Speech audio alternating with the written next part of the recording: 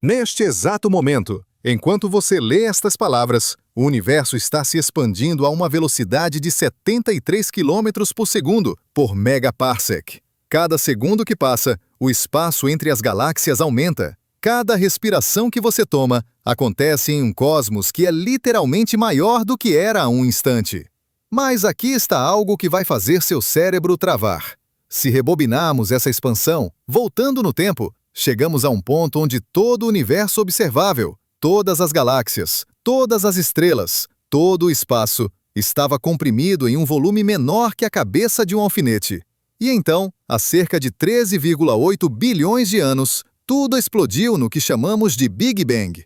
A pergunta que não quer calar é: o que havia antes disso?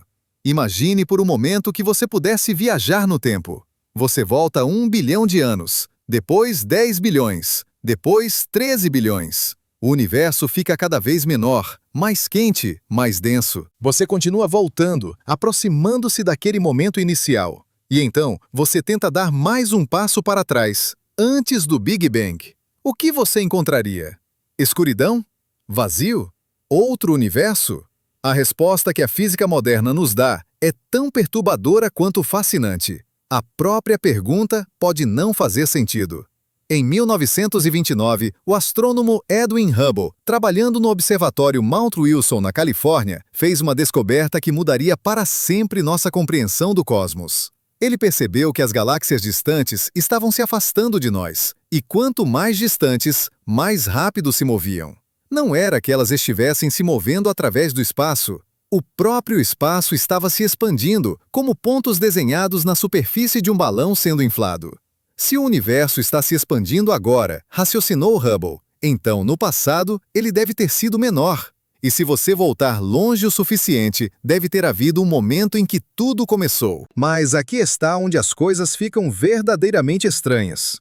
Quando falamos sobre o Big Bang, não estamos falando apenas sobre o início da matéria e da energia. Estamos falando sobre o início do próprio espaço e do próprio tempo.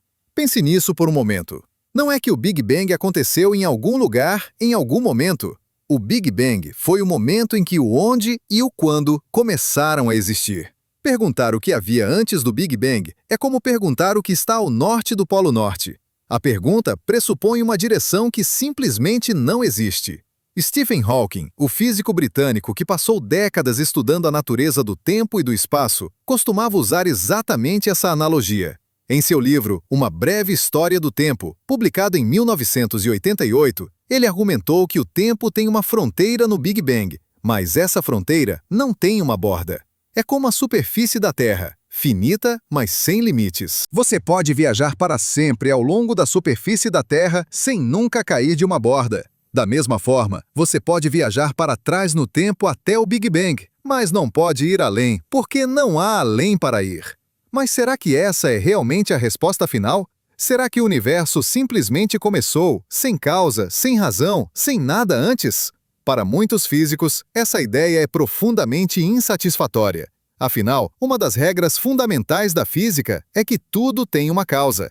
Nada simplesmente acontece do nada. E assim, nas últimas décadas, os cientistas propuseram algumas das ideias mais ousadas e imaginativas da história da ciência para tentar responder a essa pergunta aparentemente impossível.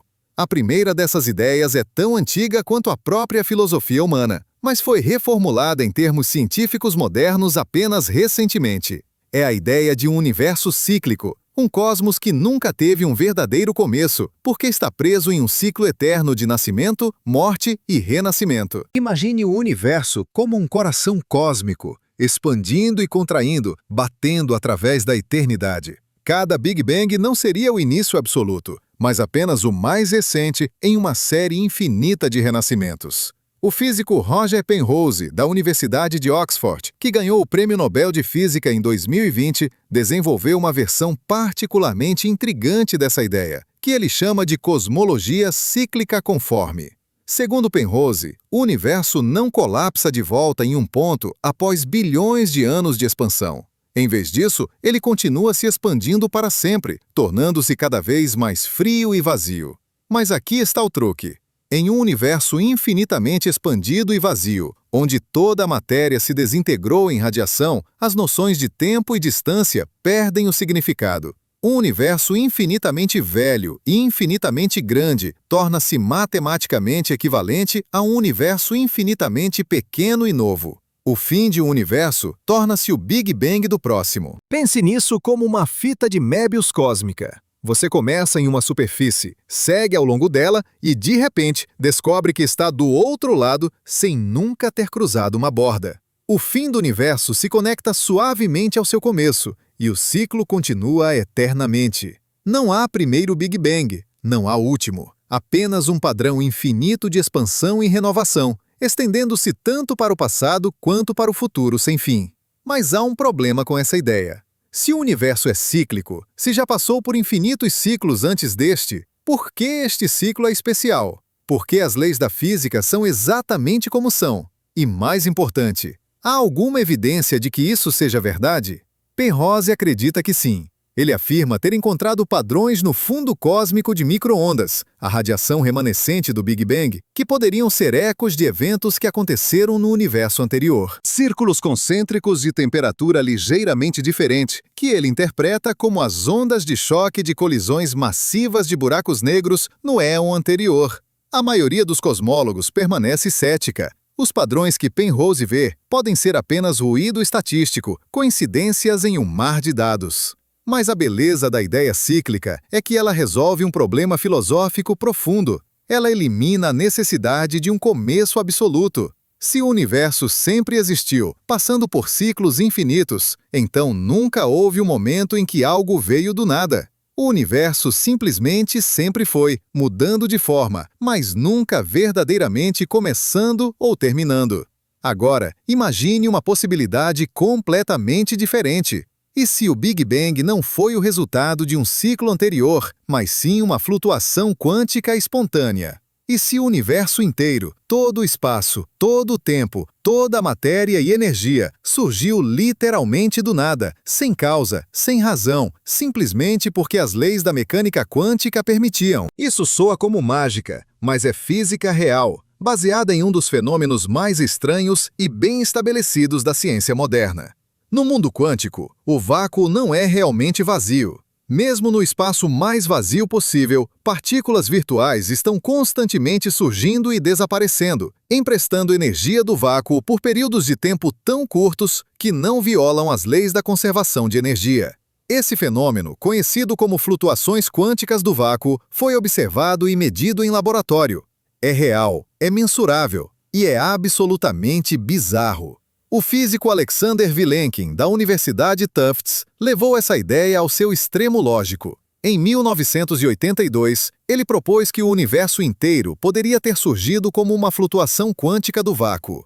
Não de um vácuo dentro de um espaço pré-existente, mas de um estado de nada mais fundamental. Um estado sem espaço, sem tempo, sem energia. Segundo Vilenkin, as leis da mecânica quântica não requerem que algo exista para que algo possa surgir. O nada quântico é instável. Ele pode e eventualmente deve decair em algo. Pense nisso como uma bolha se formando em água fervente. A bolha não estava lá e então, de repente, está. Não houve um processo gradual de formação. Ela simplesmente apareceu quando as condições permitiram. Da mesma forma, o universo poderia ter simplesmente aparecido quando as flutuações quânticas do nada atingiram o limiar certo. Um momento não havia nada, nem espaço, nem tempo, nem matéria. No momento seguinte, havia um universo minúsculo, quente e denso, pronto para começar sua expansão. Mas espere, se não havia tempo antes do Big Bang, como pode haver um momento seguinte? Como pode haver um antes e um depois se o próprio tempo começou com o Big Bang? Essa é exatamente a questão que torna essa ideia tão difícil de compreender. Vilenkin argumenta que precisamos pensar sobre o início do universo não em termos de tempo, mas em termos de probabilidade quântica. O universo não começou em um momento específico no tempo. Em vez disso, ele surgiu de um estado atemporal através de um processo quântico que não requer tempo para ocorrer. É como perguntar, qual é a probabilidade de um elétron estar em um determinado lugar? Na mecânica quântica, o elétron não está em um lugar específico, até que você o observe. Ele existe em uma superposição de todos os lugares possíveis. Da mesma forma, o universo não começou em um momento específico. Ele existe em uma superposição quântica de todos os inícios possíveis. E o que chamamos de Big Bang é simplesmente o momento em que essa superposição colapsou em uma realidade específica.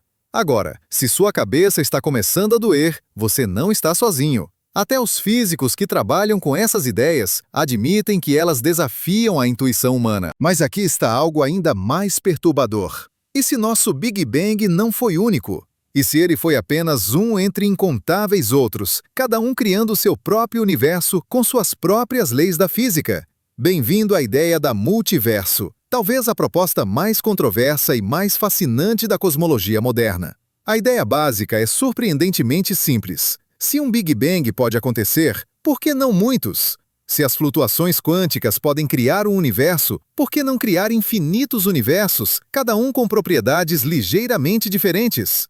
O físico Andrei Linde, da Universidade de Stanford, desenvolveu uma teoria chamada inflação eterna que leva exatamente a essa conclusão. Segundo Linde, o processo que causou a expansão explosiva do nosso universo nos primeiros momentos após o Big Bang, um período chamado inflação cósmica, nunca realmente para.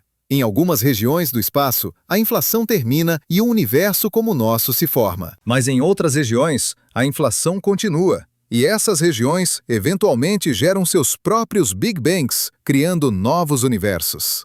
Imagine um oceano infinito de espaço em expansão.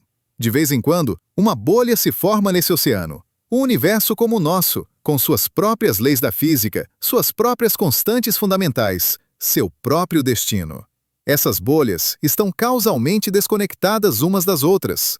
Nenhum sinal pode viajar de uma bolha para outra, porque o espaço entre elas está se expandindo mais rápido que a velocidade da luz. Cada universo bolha é, para todos os efeitos práticos, um cosmos completo e isolado. E aqui está a parte verdadeiramente alucinante. Em um multiverso infinito, tudo o que pode acontecer, acontece. Não apenas uma vez, mas infinitas vezes. Há universos onde as constantes fundamentais da física são ligeiramente diferentes, tornando a vida impossível.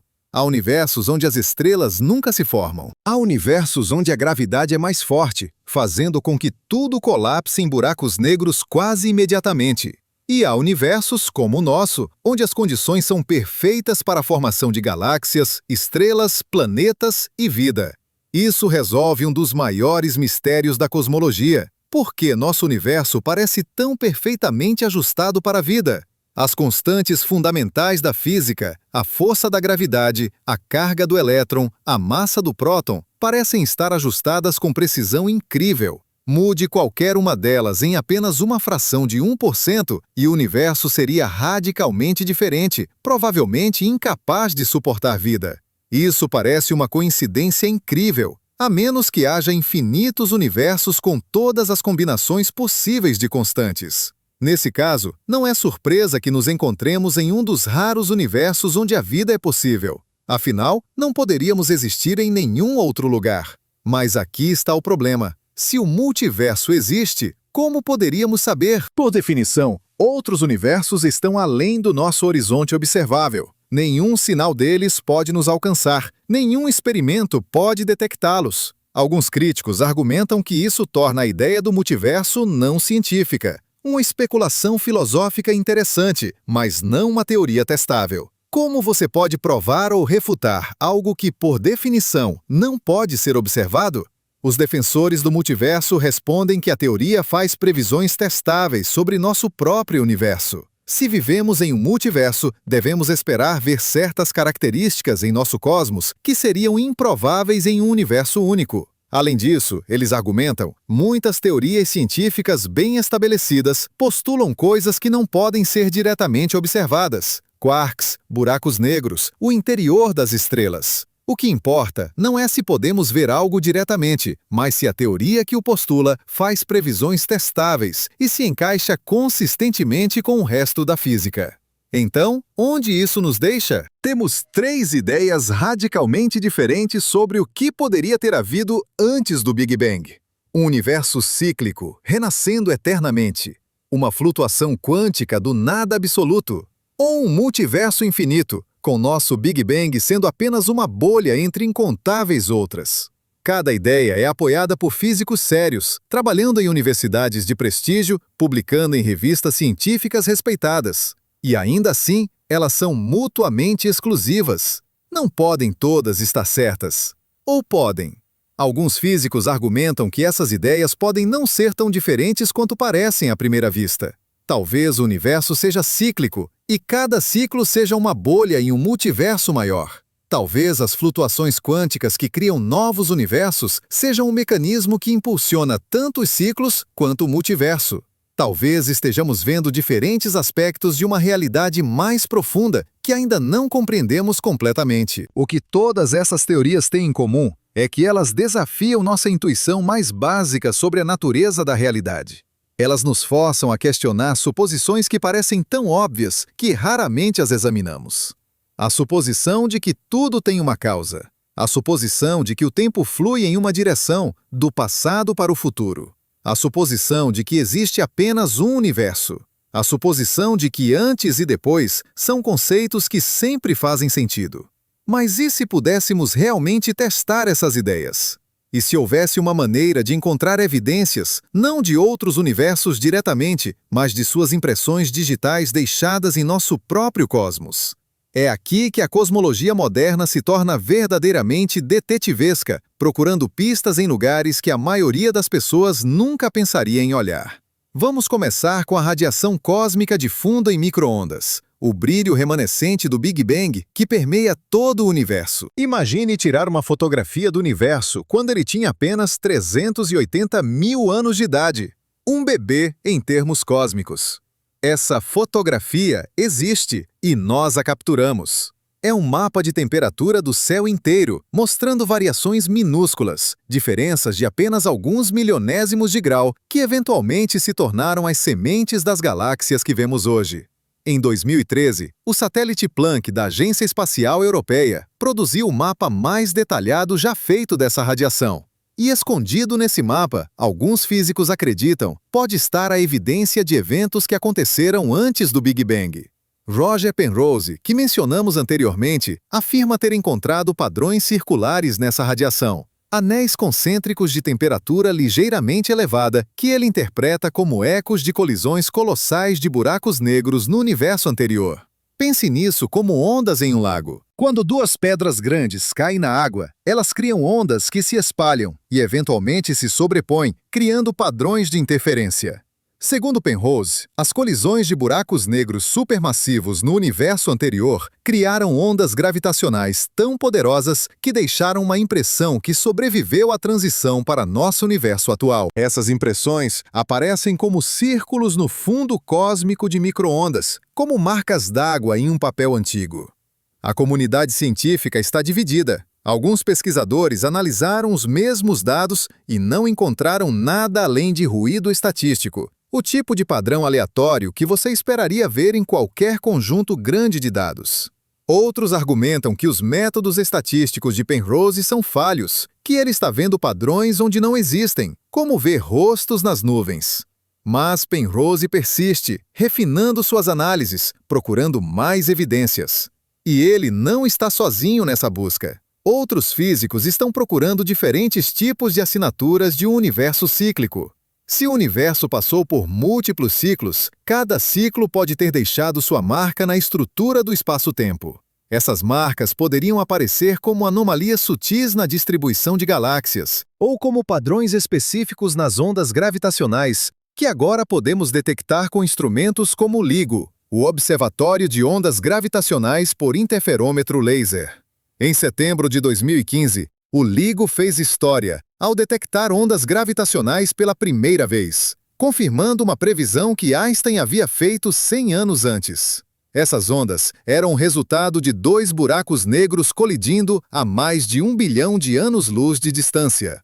Desde então, o LIGO e seus detectores irmãos detectaram dezenas de eventos semelhantes. Cada detecção nos dá uma nova janela para o universo, uma maneira de ver eventos cósmicos que são completamente invisíveis para telescópios tradicionais. Mas aqui está algo fascinante. Se o universo é cíclico, As ondas gravitacionais de eventos no universo anterior poderiam, em princípio, ter sobrevivido à transição. Elas estariam extremamente esticadas e enfraquecidas, quase impossíveis de detectar com a tecnologia atual. Mas COTE 14 não é o mesmo que COTE 15. Futuros detectores de ondas gravitacionais, mais sensíveis que qualquer coisa que temos hoje, podem ser capazes de captar esses sussurros do passado profundo. Agora, vamos mudar nosso foco para a segunda ideia, a de que o universo surgiu de uma flutuação quântica do nada. Como você testaria algo assim? Como você procuraria evidências de que o universo inteiro é, essencialmente, um acidente quântico? A resposta está na estrutura do próprio espaço-tempo. Se o universo surgiu de uma flutuação quântica, então, nos momentos mais iniciais de sua existência, ele teria sido governado pelas leis da mecânica quântica, não pela relatividade geral de Einstein. Haveria um período incrivelmente breve, cerca de 10 elevado a menos 43 segundos após o Big Bang, quando o universo era tão pequeno e tão denso que os efeitos quânticos dominavam tudo. Esse período é chamado de Era de Planck, em homenagem a Max Planck, o físico alemão que lançou as bases da teoria quântica no início do século XX. Durante a Era de Planck, o espaço e o tempo não eram suaves e contínuos como os experimentamos hoje. Em vez disso, eles eram espumosos e turbulentos, com flutuações quânticas criando e destruindo minúsculas bolhas de espaço-tempo em uma dança caótica. Essas flutuações quânticas primordiais deixaram sua marca no universo. Elas foram esticadas pela inflação cósmica, aquela expansão explosiva que ocorreu nos primeiros momentos, e se tornaram as sementes das estruturas em grande escala que vemos hoje. As galáxias, os aglomerados de galáxias, os vazios gigantes entre eles, todos começaram como flutuações quânticas microscópicas na Era de Planck. E aqui está o incrível. Podemos ver essas flutuações. Elas aparecem como variações de temperatura no fundo cósmico de micro-ondas. Quando os cosmólogos medem essas variações, eles estão literalmente observando os efeitos da mecânica quântica operando na escala do universo inteiro. É como se o universo fosse um experimento quântico gigante, e nós estamos dentro dele medindo os resultados. Mas há um detalhe crucial. Se o universo realmente surgiu de uma flutuação quântica do nada, então as variações de temperatura que vemos deveriam ter um padrão específico, o que os físicos chamam de espectro de potência quase invariante de escala. Esse é o nome complicado para uma ideia relativamente simples. As flutuações deveriam ter aproximadamente a mesma intensidade em todas as escalas, desde as menores até as maiores. E adivinhe, é exatamente isso que observamos. As medições do satélite Planck e de outros experimentos confirmam que o espectro de potência das flutuações é quase, mas não exatamente, invariante de escala. Há um pequeno desvio, uma leve inclinação que os físicos chamam de índice espectral. E esse índice espectral corresponde precisamente ao que a teoria da inflação quântica prevê. Isso não prova que o universo surgiu do nada, mas é consistente com essa ideia. É como encontrar pegadas na neve que correspondem exatamente ao tamanho e formato das botas de um suspeito. Não é prova definitiva, mas é evidência circunstancial forte. Agora, vamos explorar a terceira possibilidade, o multiverso. Como você procuraria evidências de outros universos se, por definição, eles estão além do nosso horizonte observável? A resposta pode surpreendê-lo, procurando por colisões. Imagine nosso universo como uma bolha, flutuando em um oceano de espaço em expansão. Outras bolhas, outros universos, também estão flutuando nesse oceano. Na maioria das vezes, essas bolhas estão tão distantes umas das outras que nunca interagem. Mas, ocasionalmente, muito raramente, duas bolhas podem colidir. E quando isso acontece, a colisão deixa uma marca. Se nosso universo colidiu com outro universo no passado distante, a colisão teria criado um padrão distintivo no fundo cósmico de micro-ondas. Seria como uma marca de impacto, uma região circular onde a temperatura é ligeiramente diferente do resto do céu. Vários grupos de físicos procuraram por tais marcas nos dados do Planck e de outros experimentos. Até agora, ninguém encontrou evidências convincentes de uma colisão com outro universo. Mas a ausência de evidência não é evidência de ausência. Pode ser que nosso universo nunca tenha colidido com outro, ou que a colisão tenha acontecido tão cedo que suas marcas foram apagadas pela inflação subsequente. Ou pode ser que simplesmente não estejamos olhando da maneira certa, ou que nossos instrumentos ainda não sejam sensíveis o suficiente.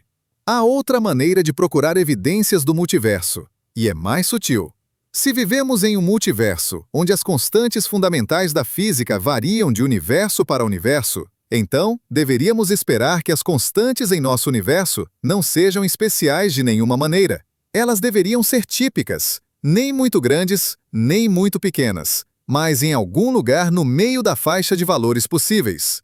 E aqui está algo intrigante. Quando os físicos calculam a faixa de valores que certas constantes poderiam ter e ainda permitir a existência de vida, eles descobrem que os valores reais em nosso universo estão, de fato, em algum lugar no meio dessa faixa. Não estão nos extremos, mas também não estão exatamente no centro. Estão em um lugar que você esperaria se fossem escolhidos aleatoriamente de uma distribuição de possibilidades. Isso é chamado de princípio antrópico. A ideia de que observamos as constantes que observamos porque somos o tipo de observadores que pode existir apenas em um universo com essas constantes. É um argumento circular, em certo sentido, mas também é profundamente lógico. Se as constantes fossem muito diferentes, não estaríamos aqui para observá-las. Mas o princípio antrópico só faz sentido se houver múltiplos universos com diferentes constantes. Se há apenas um universo, então o fato de que suas constantes permitem vida parece uma coincidência incrível. Mas se há infinitos universos com todas as combinações possíveis de constantes, então não é coincidência nenhuma que nos encontremos em um dos raros universos onde a vida é possível. Vamos fazer um experimento mental. Imagine que você está em uma sala com 1000 máquinas caça-níqueis. Cada máquina tem 10 rolos, e cada rolo tem 100 símbolos diferentes. Para ganhar o jackpot, você precisa que todos os 10 rolos mostrem o mesmo símbolo específico. As chances de isso acontecer em qualquer máquina individual são astronômicas. 1 em 100 elevado a 10, ou 1 em 100 quintilhões. Agora, imagine que você joga em todas as 1000 máquinas simultaneamente. De repente, as chances de que pelo menos uma máquina acerte o jackpot são muito melhores. E se houvesse não 1000, mas infinitas máquinas? Então seria virtualmente certo que algumas delas acertariam o jackpot. O multiverso é como ter infinitas máquinas caça-níqueis cósmicas, cada uma com uma combinação diferente de constantes fundamentais. Nosso universo é uma das raras máquinas que acertou o jackpot, uma combinação de constantes que permite a existência de estrelas, planetas e vida. Não é que fomos especialmente sortudos, é que, com infinitas tentativas, alguém tinha que ganhar. E nós somos os vencedores, simplesmente porque não poderíamos existir em nenhum dos universos perdedores. Mas aqui está uma questão mais profunda. Se o multiverso existe, o que isso significa para a natureza da realidade? Significa que tudo o que pode acontecer, acontece? Que há uma versão de você em outro universo que fez escolhas diferentes, viveu uma vida diferente? Que há universos onde os dinossauros nunca foram extintos, onde a Segunda Guerra Mundial nunca aconteceu, onde a Terra nunca se formou? A resposta depende de qual tipo de multiverso estamos falando. O multiverso da inflação eterna, aquele proposto por Andrei Linde, consiste em universos bolha que são causalmente desconectados uns dos outros. Cada bolha tem suas próprias leis da física, suas próprias constantes fundamentais. Mas dentro de cada bolha, a história se desenrola de uma maneira específica. Não há múltiplas versões de você em diferentes bolhas, porque as condições iniciais e as leis da física são diferentes em cada uma. Mas há outro tipo de multiverso, proposto pela interpretação de muitos mundos da mecânica quântica. Segundo essa interpretação, cada vez que um evento quântico pode ter múltiplos resultados, o universo se divide em múltiplas versões, uma para cada resultado possível. Nesse tipo de multiverso, há literalmente infinitas versões de você, cada uma experimentando uma história ligeiramente diferente. A interpretação de muitos mundos foi proposta em 1957, por Hugh Everett, um estudante de pós-graduação em Princeton. Na época, foi considerada radical demais para ser levada a sério. Mas nas últimas décadas, ela ganhou apoio entre muitos físicos, porque resolve alguns dos problemas mais espinhosos da mecânica quântica, sem recorrer a conceitos misteriosos como o colapso da função de onda. Aqui está como funciona. Na mecânica quântica padrão, uma partícula existe em uma superposição de todos os estados possíveis, até que você a observe. Quando você faz uma medição, a função de onda, quote sublinhado, 16 sublinhado, e a partícula assume um estado definido. Mas o que causa esse colapso? Por que a observação é especial? A interpretação de muitos mundos diz que não há colapso. Em vez disso, quando você faz uma medição, o universo se divide.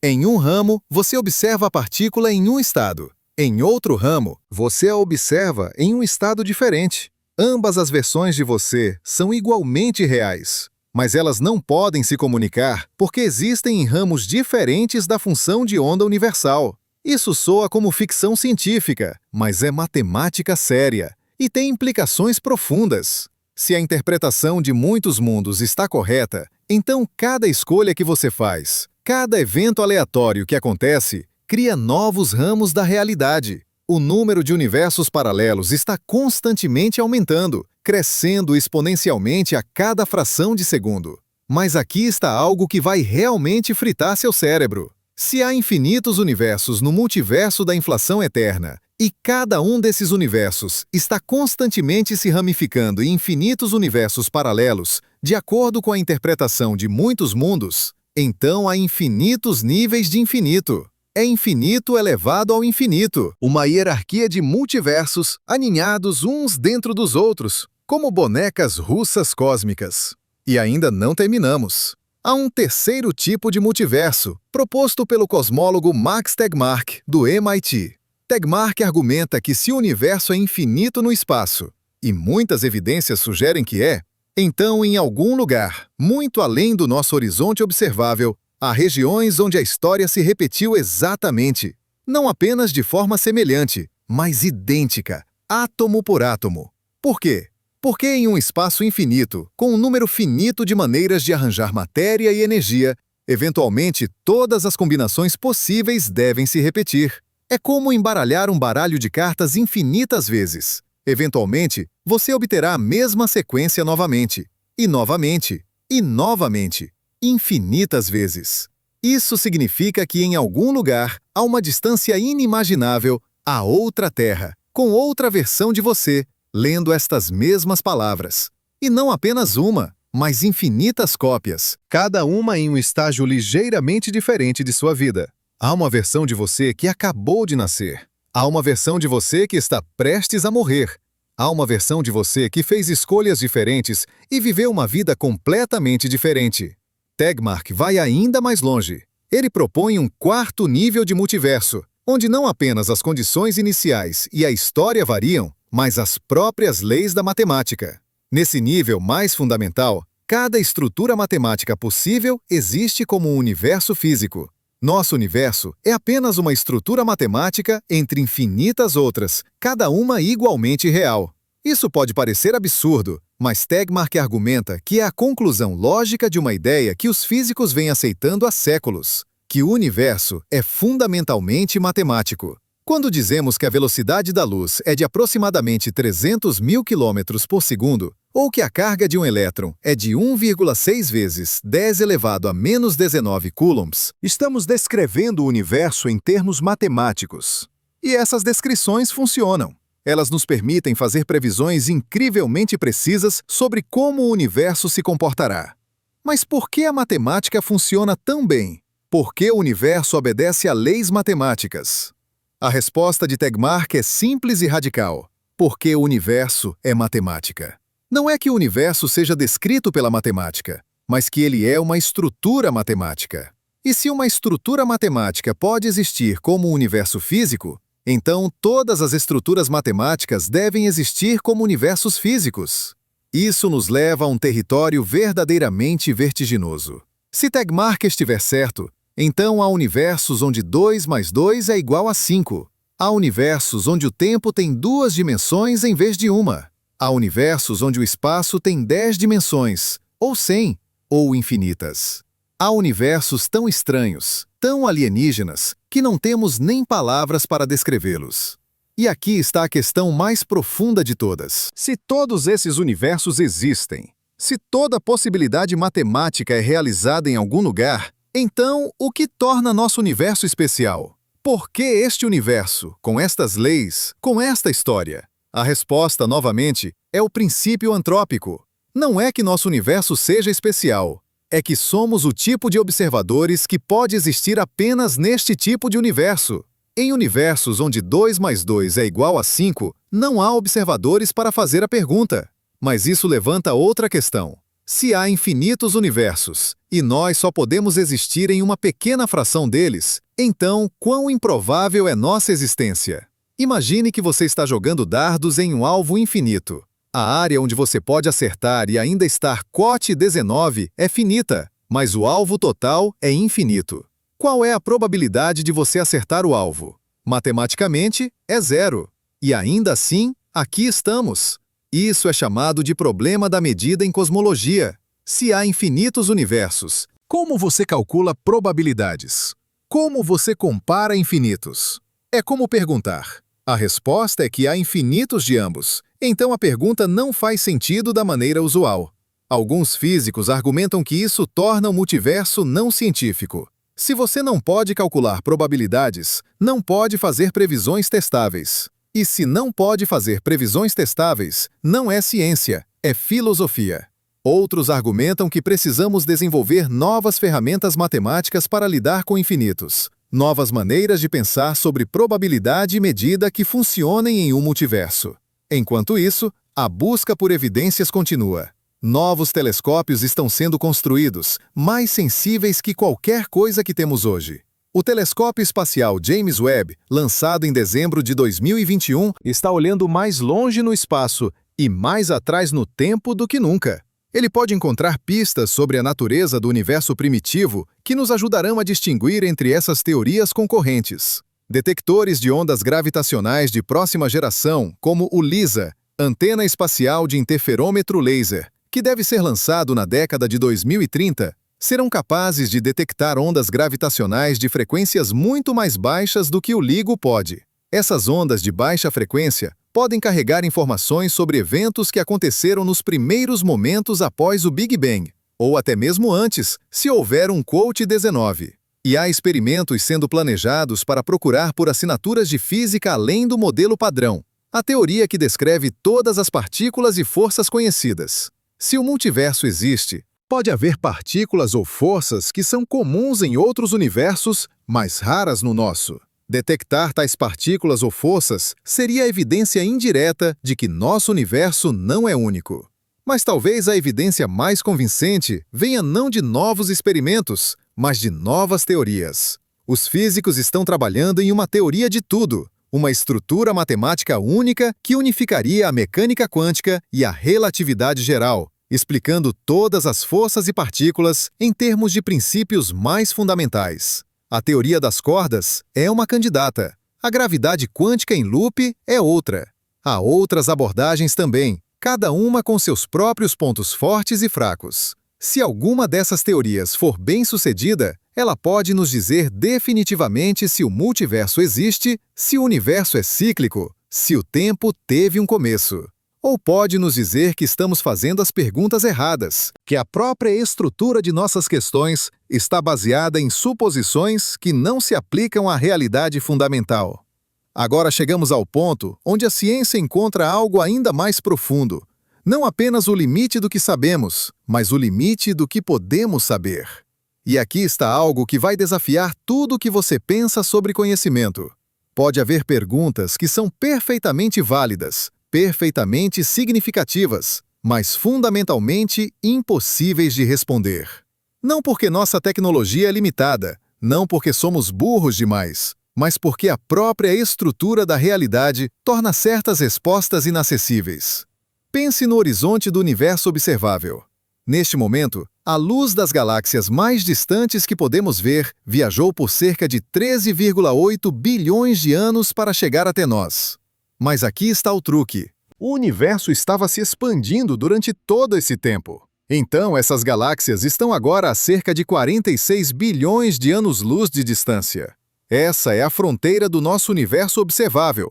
Não porque não há nada além, mas porque a luz de qualquer coisa mais distante ainda não teve tempo de nos alcançar. E aqui está a parte verdadeiramente perturbadora. Devido à expansão acelerada do universo, um fenômeno descoberto em 1998, que rendeu o Prêmio Nobel de Física em 2011, há galáxias que estão se afastando de nós mais rápido que a velocidade da luz.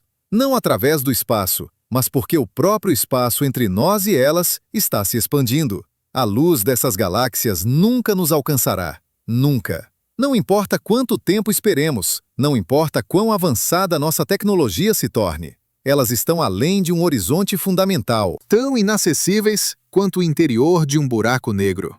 Isso significa que há eventos acontecendo no universo agora mesmo. Estrelas nascendo, planetas se formando, talvez até civilizações surgindo, que nunca poderemos observar. Não porque são muito fracos ou muito distantes no sentido usual, mas porque estão além da fronteira causal do nosso universo. Eles existem, mas são fundamentalmente inobserváveis. Para todos os efeitos práticos, eles podem muito bem estar em outro universo. E se o multiverso existe?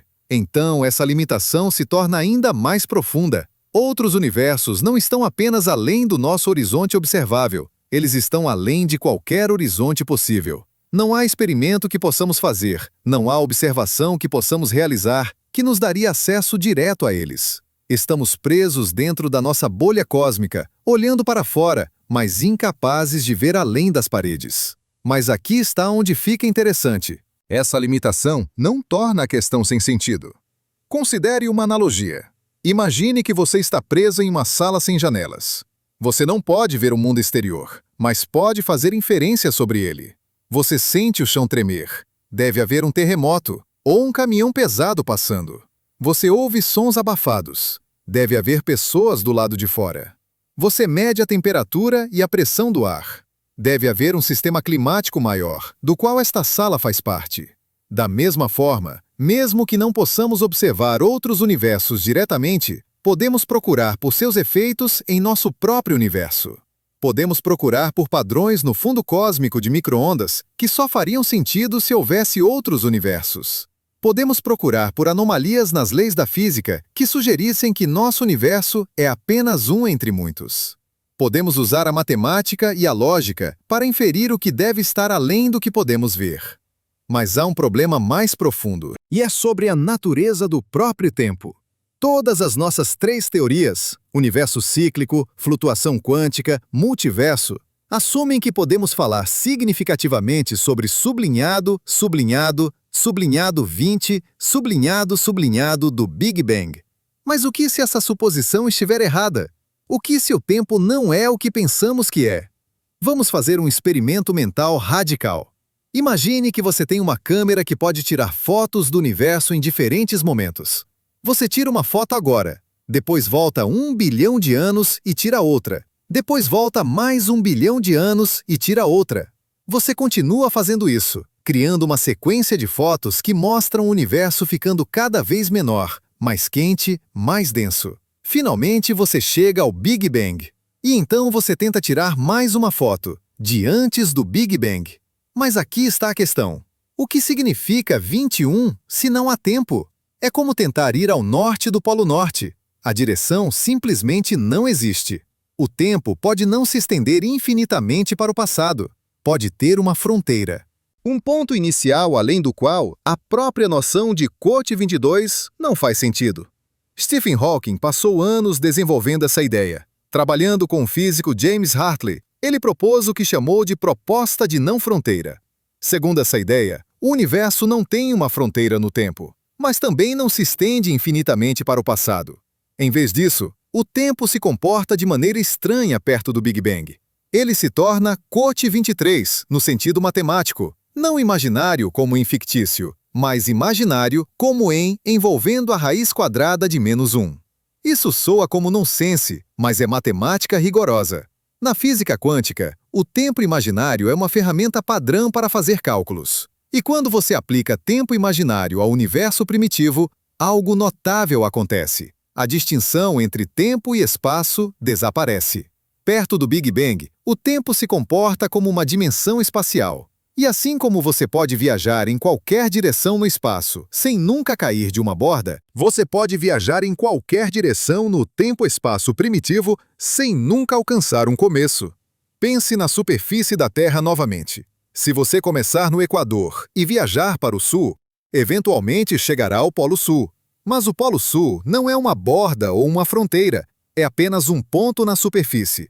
Você pode continuar viajando, indo agora para o norte, sem nunca ter deixado a superfície. Da mesma forma, se você viajar para trás no tempo em direção ao Big Bang, eventualmente chegará a um ponto onde o tempo cote 24 e se torna espacial. Mas esse ponto não é uma fronteira, é apenas uma característica da geometria do espaço-tempo. Isso resolve o problema de cote 25 de uma maneira elegante. Não havia cote 26, porque o tempo não se estende além do Big Bang. Mas também não há uma borda abrupta, nenhum momento de criação do nada. O universo simplesmente é, com uma geometria particular que inclui o que chamamos de Big Bang como uma característica, não como um começo. Mas aqui está algo que vai realmente desafiar sua intuição. Se o tempo não é fundamental, se é apenas uma característica emergente de algo mais profundo, então talvez a própria pergunta, Cote 27, esteja baseada em uma compreensão equivocada da realidade. Talvez estejamos fazendo a pergunta errada. Considere como pensamos sobre o tempo. Experimentamos o tempo como um fluxo, movendo-se do passado através do presente em direção ao futuro. O passado é fixo e imutável. O futuro é aberto e indeterminado. O presente é este momento fugaz onde a realidade acontece. Mas a física moderna nos diz algo muito diferente. Na relatividade de Einstein, não há um universal. Eventos que são simultâneos para um observador podem não ser simultâneos para outro observador se movendo em velocidade diferente. O tempo é relativo, entrelaçado com o espaço em uma estrutura única chamada espaço-tempo. E nessa estrutura, o passado, o presente e o futuro existem todos igualmente. Não há fluxo, não há passagem do tempo. Há apenas a geometria do espaço-tempo, com diferentes eventos localizados em diferentes pontos. Isso é chamado de visão de bloco do universo, ou eternalismo. Segundo essa visão, o universo é como um filme já gravado. Todos os quadros existem simultaneamente. Nossa experiência de Cote 29 ao filme, de nos movermos do passado para o futuro, é uma ilusão criada pela maneira como nossos cérebros processam informação. A realidade fundamental é atemporal. Se isso estiver correto, então perguntar Cote 30 é como perguntar Cote 31. A pergunta assume que há um fluxo temporal, uma sequência de eventos. Mas se o tempo é apenas uma dimensão no espaço-tempo, não diferente das dimensões espaciais, então não há Cote 32 ou Cote 33 em um sentido fundamental. Há apenas a estrutura completa do espaço-tempo, com o Big Bang sendo uma fronteira dessa estrutura. Mas espere, se o futuro já existe, se todos os eventos já estão Cote 34 no espaço-tempo, então o que acontece com o livre-arbítrio? Se tudo já está determinado, se o filme já está gravado, então nossas escolhas são ilusórias? Estamos apenas seguindo um roteiro pré-escrito? Aqui entramos em território filosófico profundo. Alguns físicos argumentam que o livre-arbítrio é compatível com o determinismo. Mesmo que o futuro já exista no espaço-tempo, nós não sabemos o que ele contém. Nossas escolhas são reais no sentido de que são parte do processo causal que leva a eventos futuros. O fato de que esses eventos, já em algum sentido atemporal, não os torna menos reais ou menos causados por nossas decisões. Outros argumentam que a mecânica quântica salva o livre-arbítrio. Na interpretação padrão da mecânica quântica, o futuro não está determinado até que seja observado. Há múltiplos futuros possíveis, e a realidade escolhe entre eles de maneira fundamentalmente aleatória. Nossas escolhas podem influenciar quais possibilidades são mais prováveis, mesmo que não possam determinar o resultado com certeza. E se você aceita a interpretação de muitos mundos, então todos os futuros possíveis acontecem. Cada escolha que você faz cria um novo ramo da realidade. Você tem livre-arbítrio no sentido de que suas escolhas são reais e têm consequências. Mas todas as escolhas possíveis são realizadas em algum ramo do multiverso. Mas aqui está algo ainda mais profundo. Talvez o tempo não seja fundamental de forma alguma. Talvez seja uma propriedade emergente, algo que surge de uma realidade mais básica que é completamente atemporal. Vários físicos teóricos estão explorando essa possibilidade, tentando construir teorias onde o tempo não é uma característica básica do universo, mas algo que emerge em certas condições. Pense em temperatura. Temperatura parece uma propriedade fundamental da matéria. Algo está quente ou frio. Mas na física estatística, aprendemos que temperatura é realmente uma medida da energia cinética média das moléculas. É uma propriedade emergente, algo que só faz sentido quando você tem muitas partículas. Uma única molécula não tem temperatura. Da mesma forma, o tempo pode ser uma propriedade emergente, que só aparece quando você tem muitos graus de liberdade quânticos interagindo de certas maneiras. Na escala fundamental, a escala de Planck, onde a gravidade quântica domina, pode não haver tempo de forma alguma. Apenas uma estrutura atemporal de relações quânticas.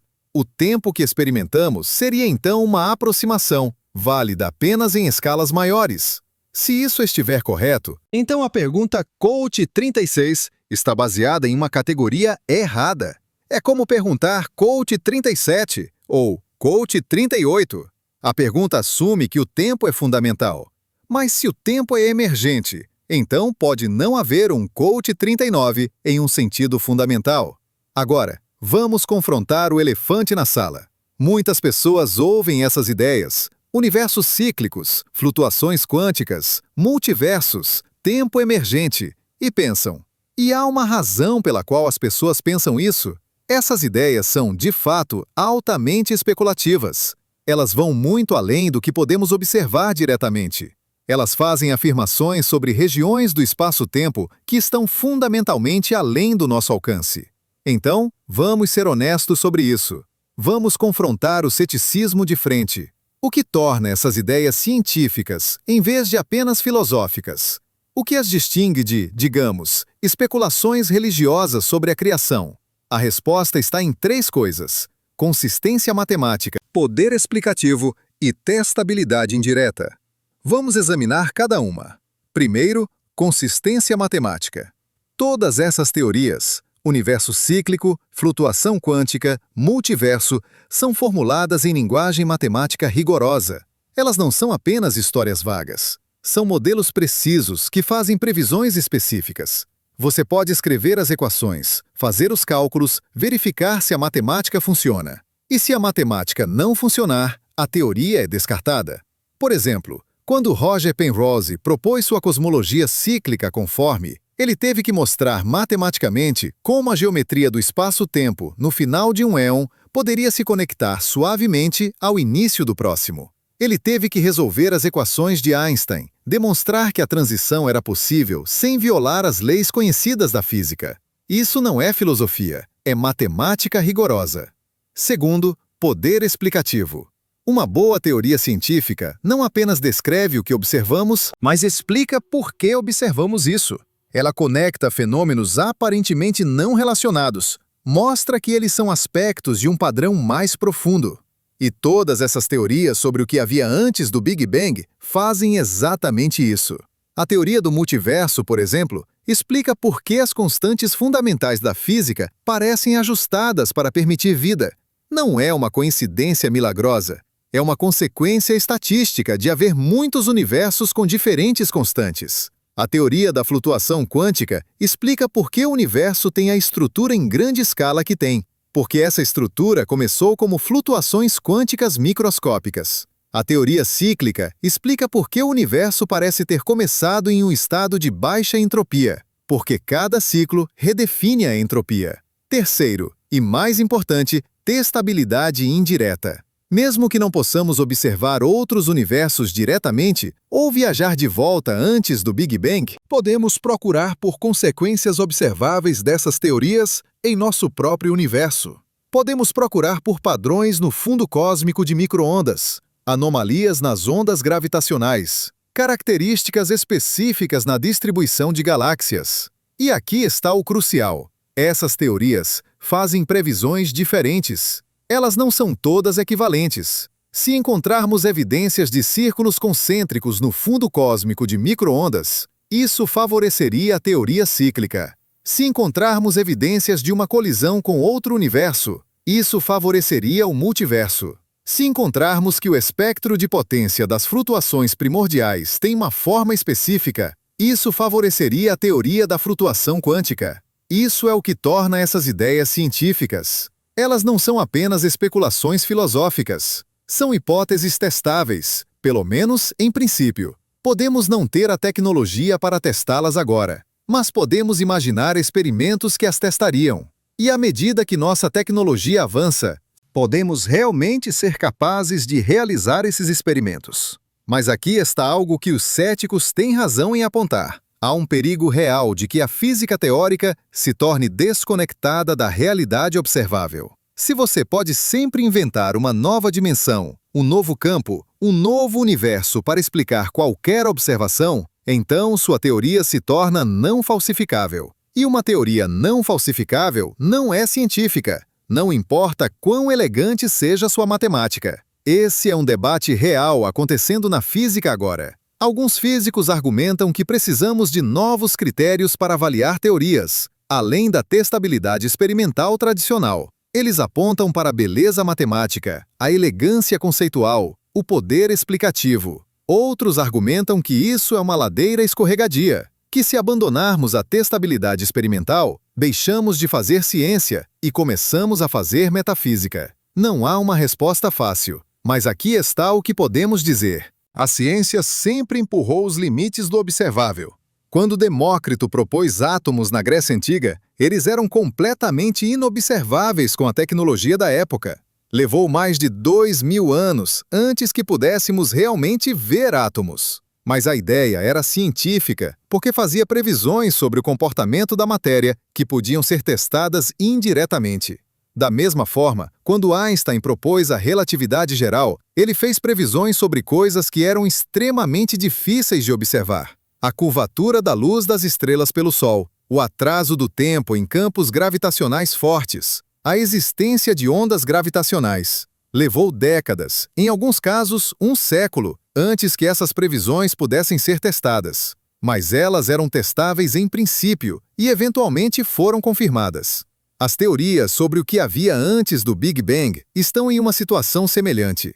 Elas fazem previsões que são difíceis de testar com a tecnologia atual, mas não impossíveis em princípio. E à medida que nossa tecnologia avança, telescópios mais sensíveis, detectores de ondas gravitacionais mais precisos, aceleradores de partículas mais poderosos, podemos ser capazes de testá-las.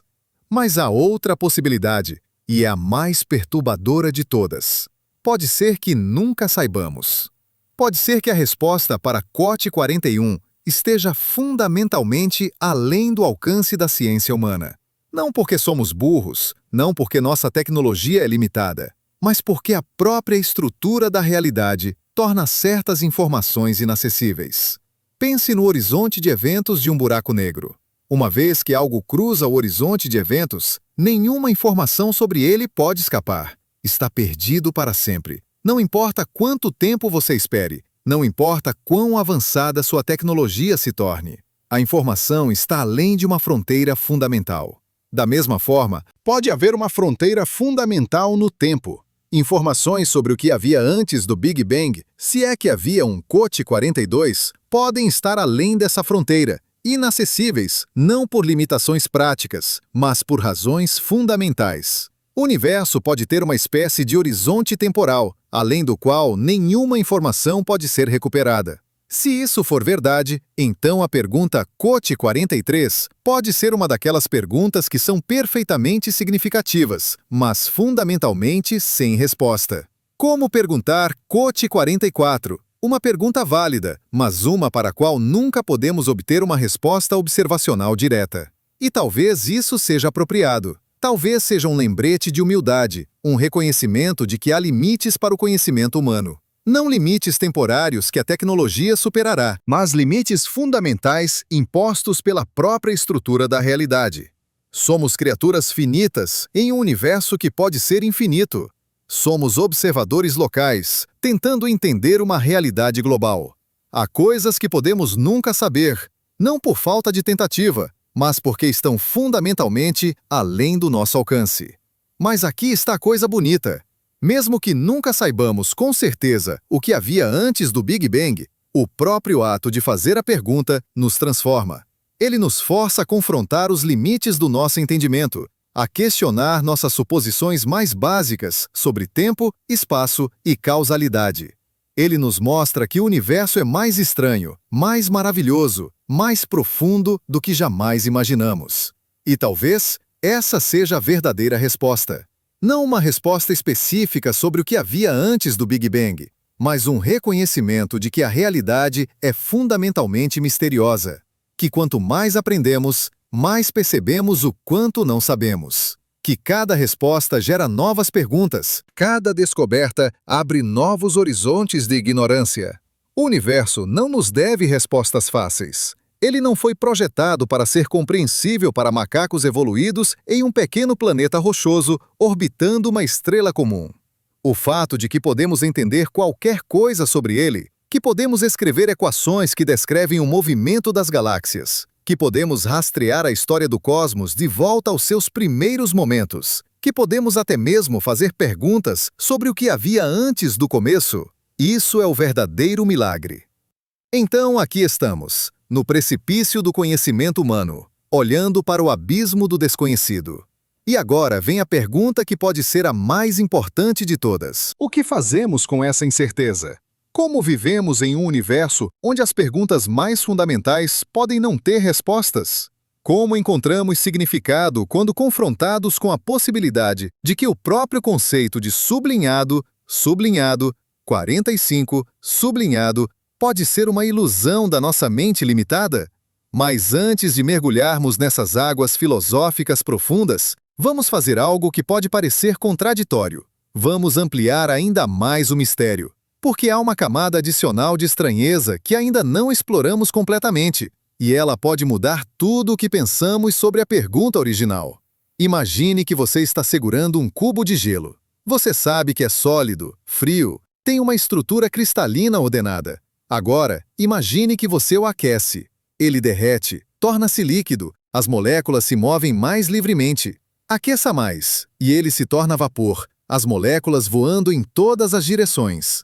Aqueça ainda mais, e os próprios átomos começam a se separar. Você tem um plasma, um mar de elétrons e núcleos livres. Continue aquecendo, e coisas ainda mais estranhas acontecem. Os núcleos se quebram em quarks e gluons. E se você pudesse continuar aquecendo, chegando a temperaturas inimagináveis, você alcançaria o que os físicos chamam de temperatura de Planck, cerca de 1,4 vezes 10 elevado a 32 graus Celsius. Nessa temperatura, a própria estrutura do espaço-tempo começa a se desintegrar. As flutuações quânticas se tornam tão violentas que o espaço e o tempo perdem seu significado. Você não tem mais um espaço suave e contínuo, mas uma espuma quântica turbulenta, onde minúsculas bolhas de espaço-tempo estão constantemente se formando e desaparecendo. É como a superfície do oceano durante uma tempestade perfeita, mas em vez de ondas de água, são ondas de realidade em si.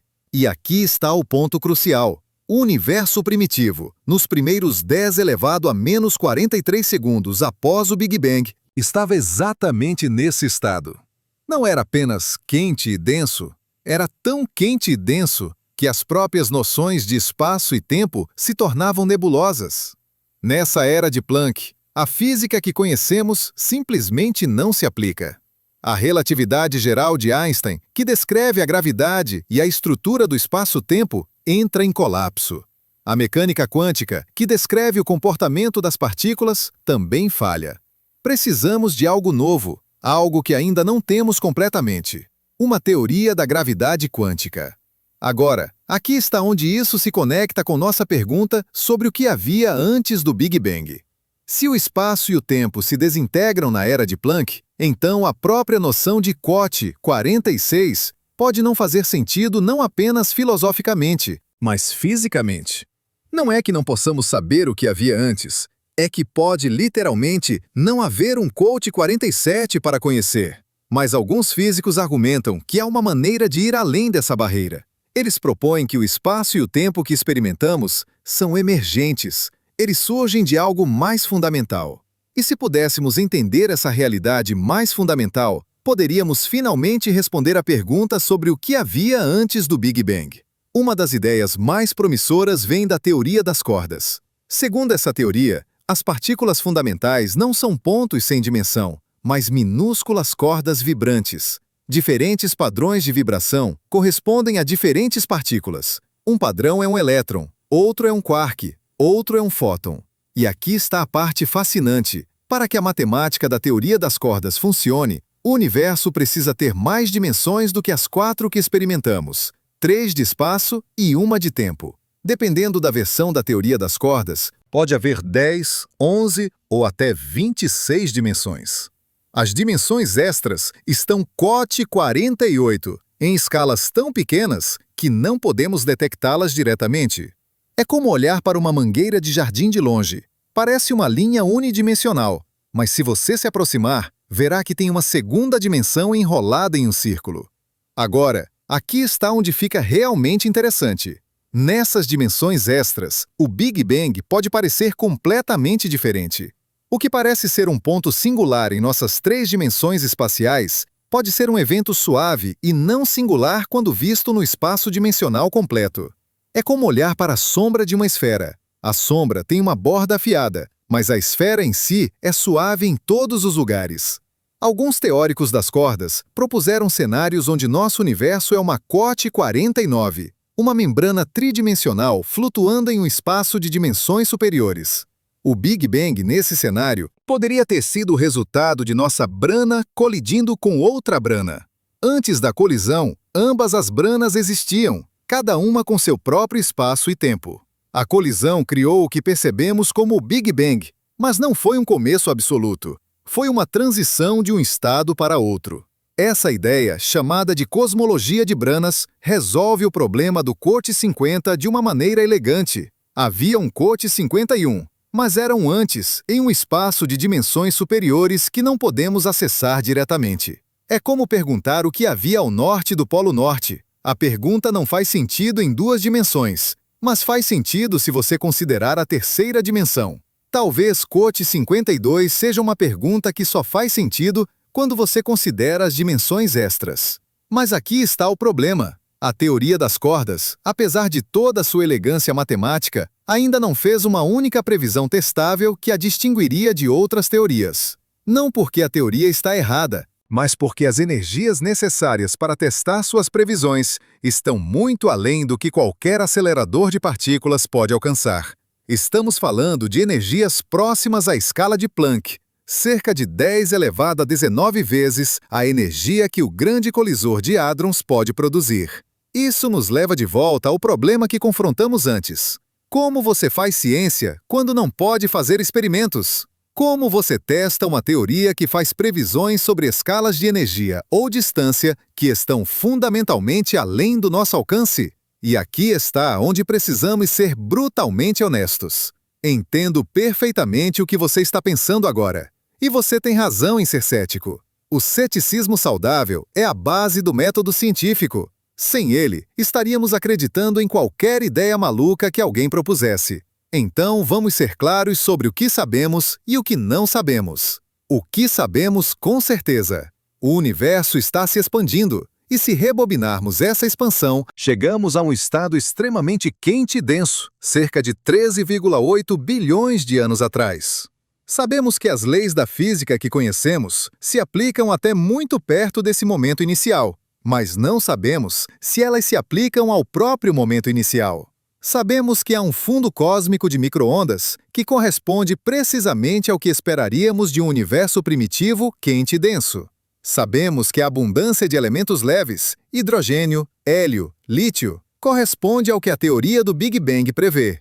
Tudo isso é ciência sólida, baseada em observações repetidas e confirmadas por múltiplos experimentos independentes. Não é especulação, é fato observacional.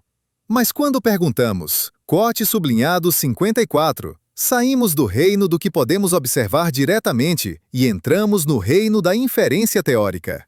As três ideias que exploramos, universo cíclico, flutuação quântica, multiverso, são todas tentativas de estender nossa compreensão além do que podemos ver. Elas são baseadas em física sólida, mas envolvem extrapolações que vão além dos dados. Isso as torna não científicas? Não necessariamente. A ciência sempre envolveu fazer inferências sobre coisas que não podemos observar diretamente. Não podemos ver átomos individuais a olho nu, mas inferimos sua existência a partir de evidências indiretas. Não podemos viajar para o centro do Sol, mas inferimos o que está acontecendo lá a partir de modelos teóricos e observações da superfície. Não podemos observar diretamente a evolução acontecendo ao longo de milhões de anos, mas inferimos que ela aconteceu a partir de fósseis, genética e observações de mudanças em escalas de tempo mais curtas. A questão não é se estamos fazendo inferências. Sempre estamos. A questão é se nossas inferências são baseadas em princípios sólidos, se são consistentes com o que sabemos e se fazem previsões que podem, em princípio, ser testadas. E no caso das teorias sobre o que havia antes do Big Bang, a resposta é: algumas sim, algumas não. A teoria do universo cíclico de Penrose faz previsões específicas sobre padrões no fundo cósmico de micro-ondas. Essas previsões podem ser testadas, e de fato foram testadas, embora os resultados sejam controversos. A teoria da flutuação quântica faz previsões sobre o espectro de potência das flutuações primordiais, e essas previsões são consistentes com as observações. A teoria do multiverso é mais problemática. Algumas versões fazem previsões testáveis, outras não. Mas aqui está algo crucial. Mesmo que nunca possamos testar diretamente essas teorias, elas ainda têm valor científico. Elas nos forçam a pensar com mais cuidado sobre nossas suposições. Elas revelam lacunas em nosso entendimento. Elas sugerem novas direções para a pesquisa. E, às vezes, no processo de tentar responder a uma pergunta impossível, descobrimos respostas para perguntas que nem sabíamos que deveríamos fazer. Considere a energia escura, a força misteriosa que está fazendo o universo se expandir cada vez mais rápido. Ninguém estava procurando por ela. Foi descoberta por acidente em 1998, quando astrônomos estavam tentando medir a taxa de desaceleração da expansão do universo. Eles esperavam encontrar que a expansão estava diminuindo devido à gravidade. Em vez disso, descobriram que estava acelerando. Foi uma surpresa completa, e ainda não entendemos completamente o que é a energia escura. Mas aqui está o ponto. Se os astrônomos não tivessem estado fazendo essas medições, se não tivessem estado empurrando os limites do que podiam observar, nunca teriam descoberto a energia escura. Às vezes, as descobertas mais importantes vêm de lugares inesperados, quando você está procurando por outra coisa. Da mesma forma, a busca para entender o que havia antes do Big Bang pode nos levar a descobertas que nem podemos imaginar agora.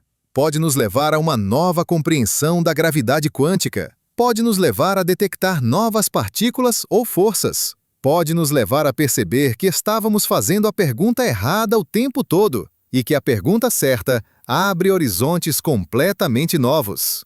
Mas há outra razão pela qual essas perguntas importam, e é mais profunda que qualquer descoberta científica específica. Elas importam porque nos lembram de nossa posição no cosmos. Somos criaturas minúsculas em um planeta minúsculo, orbitando uma estrela comum em uma galáxia comum, em um universo que pode ser apenas um entre infinitos. E ainda assim, somos capazes de fazer perguntas sobre a origem de tudo. Somos capazes de escrever equações que descrevem o comportamento do universo desde seus primeiros momentos. Somos capazes de detectar ondas gravitacionais de buracos negros colidindo a bilhões de anos-luz de distância. Isso é extraordinário. Pense nisso. Você é feito de átomos que foram forjados no coração de estrelas que explodiram bilhões de anos antes de você nascer. O carbono em seus músculos, o cálcio em seus ossos, o ferro em seu sangue. Todos foram criados em fornalhas nucleares estelares e espalhados pelo espaço quando essas estrelas morreram. Você é literalmente poeira de estrelas que se tornou consciente e está agora contemplando suas próprias origens. E não apenas isso, você está contemplando as origens do próprio universo. Você está fazendo perguntas que vão além de qualquer coisa que a evolução poderia ter preparado você para perguntar. Seus ancestrais precisavam saber onde encontrar comida, como evitar predadores, como se reproduzir. Eles não precisavam saber o que havia antes do Big Bang. E ainda assim, aqui está você, fazendo exatamente essa pergunta. Isso sugere algo profundo sobre a natureza da consciência e da inteligência. Nós não somos apenas máquinas de sobrevivência. Somos máquinas de fazer perguntas. Somos máquinas de buscar entendimento. E essa busca nos leva a lugares que vão muito além de qualquer utilidade prática. Não há vantagem evolutiva em entender a origem do universo. Não vai ajudá-lo a encontrar comida ou parceiro. Não vai aumentar suas chances de sobrevivência. E ainda assim, aqui estamos, dedicando recursos enormes, telescópios que custam bilhões, aceleradores de partículas do tamanho de cidades, as mentes mais brilhantes de nossa espécie, para responder a perguntas que não têm aplicação prática imediata. Por quê? Porque somos humanos. Porque fazer perguntas é o que fazemos. Porque a curiosidade é tão fundamental para a nossa natureza quanto respirar. E porque, em algum nível profundo, entendemos que essas perguntas importam, mesmo que não possamos articular exatamente por quê. Talvez seja porque elas nos conectam a algo maior que nós mesmos. Quando você olha para o céu noturno e percebe que a luz das estrelas viajou por anos, décadas, séculos para alcançar seus olhos, você está literalmente vendo o passado. Você está conectado, através de fótons de luz, a eventos que aconteceram antes de você nascer, antes de seus avós nascerem, antes da civilização humana existir. E quando você contempla o Big Bang, você está contemplando o evento que deu origem a tudo, cada átomo, cada estrela, cada galáxia, cada momento da história. Você está contemplando sua própria origem última. Não é apenas uma questão científica, é uma questão existencial. É uma pergunta sobre de onde você veio, por que você está aqui, qual é seu lugar no grande esquema das coisas. E aqui está a verdade mais profunda. Pode não haver uma resposta simples. Pode não haver uma história limpa e arrumada que explique tudo. O universo não nos deve uma narrativa que faça sentido para nossas mentes de primatas. Ele não foi projetado para ser compreensível. O fato de que podemos entender qualquer coisa sobre ele é um milagre. Mas talvez o verdadeiro milagre não seja que possamos entender o universo, mas que possamos viver com não entendê-lo, que possamos confrontar o mistério, reconhecer os limites do nosso conhecimento e, ainda assim, continuar fazendo perguntas. Que possamos olhar para o abismo do desconhecido e, em vez de recuar com medo, dar um passo à frente com curiosidade, porque aqui está o que realmente importa. Não é a resposta específica para a QOT 55. É o processo de fazer a pergunta. É a jornada de exploração, a emoção da descoberta, a humildade de reconhecer o quanto não sabemos. É a capacidade de mudar de ideia quando novas evidências aparecem, de abandonar teorias queridas quando elas não se encaixam nos dados, de admitir QOT 56 sem vergonha. Isso é o que torna a ciência diferente de outras formas de conhecimento. Não é que a ciência tenha todas as respostas. Ela não tem. É que a ciência tem um método para lidar com a incerteza. Uma maneira de fazer progresso, mesmo quando confrontada com perguntas aparentemente impossíveis.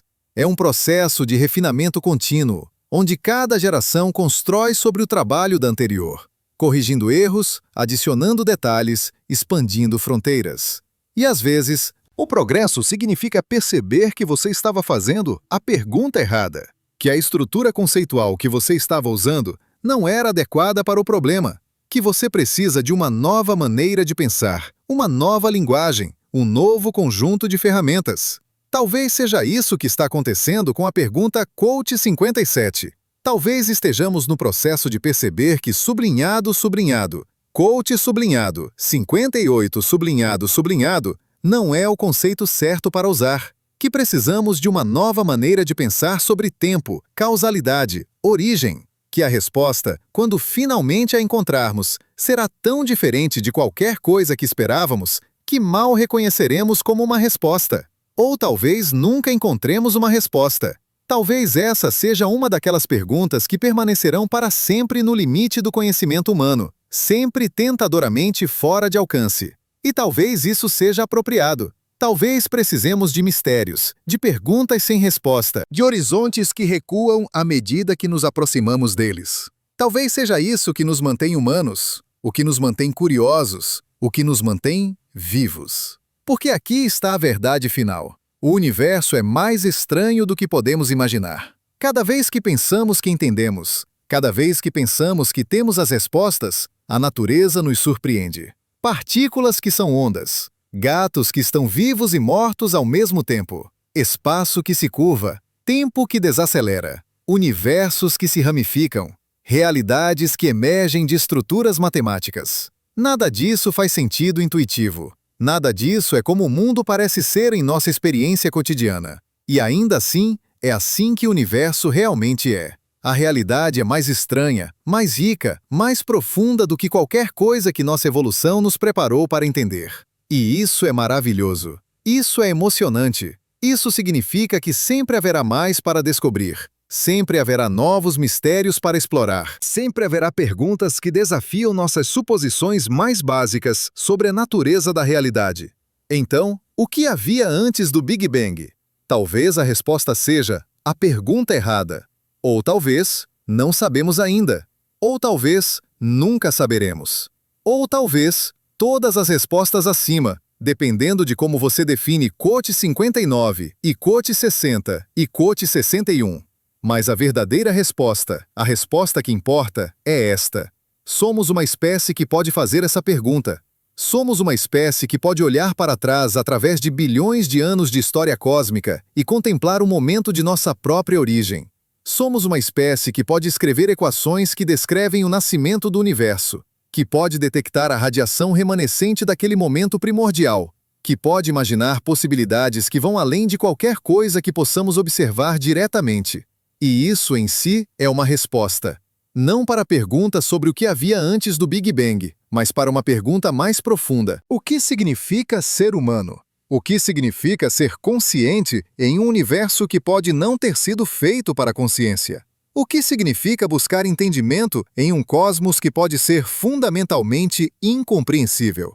A resposta é: significa fazer perguntas. Significa empurrar limites. Significa nunca estar satisfeito com o Quote 62 como uma resposta final, mas sempre como um convite para investigar mais. Significa reconhecer que somos parte do universo tentando entender a si mesmo, átomos arranjados de tal forma que podem contemplar átomos, consciência emergindo do cosmos e voltando-se para examinar suas próprias origens. E nessa busca, nessa jornada interminável em direção ao entendimento, encontramos não apenas conhecimento, mas significado, não apenas respostas, mas propósito, não apenas fatos sobre o universo, mas insights sobre nós mesmos. Porque no final, a pergunta sublinhado, Quote sublinhado, 63 sublinhado, não é apenas sobre cosmologia. É sobre quem somos, de onde viemos e qual é nosso lugar no grande esquema das coisas.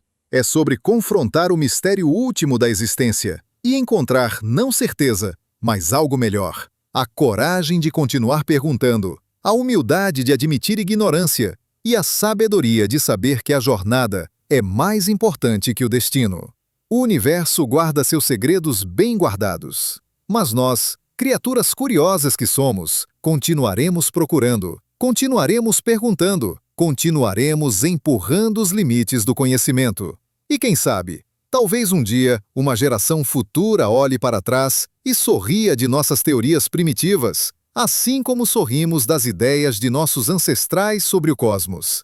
Ou talvez eles olhem para trás com admiração, percebendo que estávamos mais perto da verdade do que imaginávamos.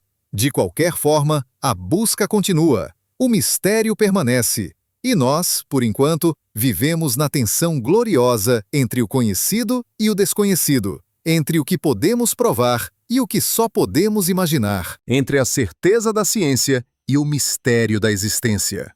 E talvez, apenas talvez, essa tensão seja exatamente onde deveríamos estar.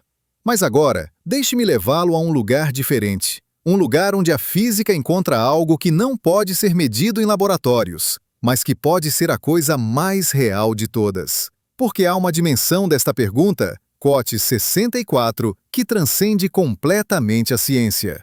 E é sobre você. Pense nisso.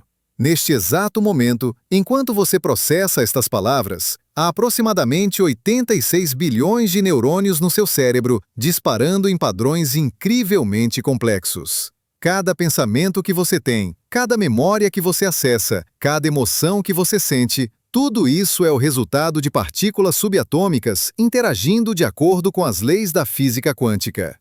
Você é, literalmente, um padrão de informação emergindo de processos físicos. E aqui está o verdadeiramente alucinante. Essas partículas no seu cérebro, os quarks nos prótons, os elétrons orbitando os núcleos, existem em uma superposição quântica até serem observadas.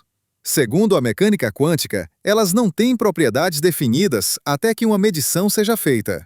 E ainda assim, de alguma forma, dessa dança quântica indeterminada, emerge algo que parece absolutamente certo: sua consciência. Sua experiência subjetiva de ser você. Como isso é possível? Como a consciência, essa sensação íntima e inegável de existir, de experimentar, de ser, emerge de partículas que não têm consciência? É o que o filósofo David Chalmers chamou de QOT 65. E é, sem dúvida, um dos maiores mistérios que enfrentamos. Mas aqui está onde isso se conecta com nossa pergunta sobre o Big Bang. Se a consciência pode emergir de partículas inconscientes, se o subjetivo pode surgir do objetivo, se a experiência pode nascer de equações matemáticas, então talvez o universo inteiro seja um processo de emergência. Talvez QOT 66 seja a pergunta errada, porque assume que há uma linha clara entre QOT 67 e QOT 68, entre QOT 69 e QOT 70, entre QOT 71 QOT e QOT 72 QOT. Mas a realidade pode não funcionar assim. A realidade pode ser mais parecida com a consciência, algo que emerge gradualmente, sem um ponto de início claro. Você pode apontar para o momento exato em que você se tornou consciente esta manhã? Houve um instante preciso em que você passou de não consciente para consciente? Ou foi uma transição gradual, um despertar suave, onde a fronteira entre sono e vigília era nebulosa? Talvez o universo seja assim. Talvez não haja um momento preciso de sublinhado, QOT 73, sublinhado, mas uma transição gradual de um estado para outro, uma emergência contínua, onde a própria pergunta sublinhado, QOT 74, sublinhado, perde significado. Como perguntar quando exatamente a água se torna vapor? Há uma temperatura de transição, mas moléculas individuais estão constantemente mudando de estado. Não há um momento único onde toda a água se torna vapor instantaneamente. E aqui está algo ainda mais profundo. Talvez a consciência e o universo não sejam tão separados quanto pensamos. Há uma corrente de pensamento na física e filosofia, não mainstream, mas defendida por alguns pensadores sérios, que sugere que a consciência pode ser uma característica fundamental do universo, não algo que emerge apenas em cérebros complexos. Essa ideia, chamada de panpsiquismo, propõe que alguma forma primitiva de experiência subjetiva existe em toda a matéria. Não consciência como a conhecemos, uma pedra não está pensando sobre impostos, mas algo mais básico, uma proto-experiência, um QOT 75 que existe mesmo em partículas fundamentais. E a consciência complexa que experimentamos seria então uma agregação dessas proto-experiências, assim como um oceano é uma agregação de gotas d'água.